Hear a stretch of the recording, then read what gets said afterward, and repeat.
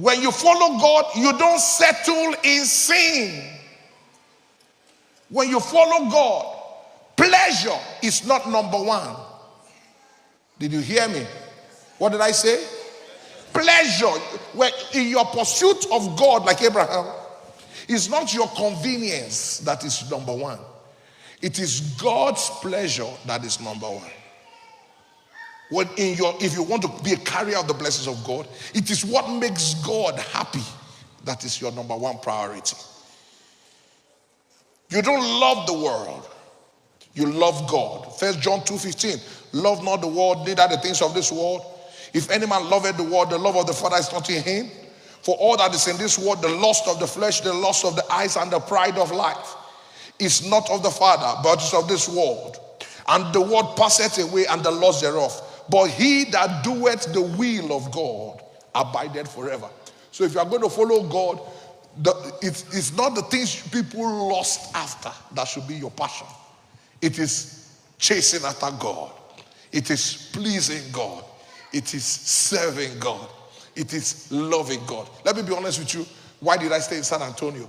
I stayed in San Antonio because when I got in, I found a good church that I could serve God better than where I was coming.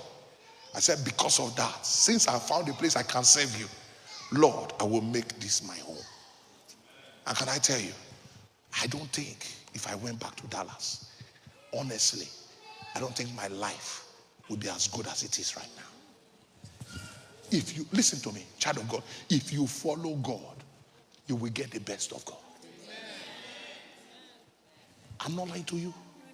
If you know, some people don't trust God. I'm the one telling you. Some people look at God as a taker. They look at God as a slave master. If you know God, you cannot do better than God. In fact, the worst of God is better than your super best. Did you hear me? If God chooses a school for you, that's the best school. If you do anything for God, watch out. When God is done with you, you will not even believe yourself. I heard someone saying something the other day about, that God, like in the things of the church. I'm trying to be very careful. I don't want to go into controversial things. That, some things happen in church. People give their salary. People give they tell you give your whole entire whatever. Child of God, how many of you know that when they brought the 5 loaves of bread and 2 fishes of a small boy, America today will call it child abuse. You took the 5 loaves of bread of a small boy that had not eaten. That was all he had. And you took it. But child of God, in the hands of Jesus, it multiplies. When Jesus was done, how many baskets was left? Who owned the basket?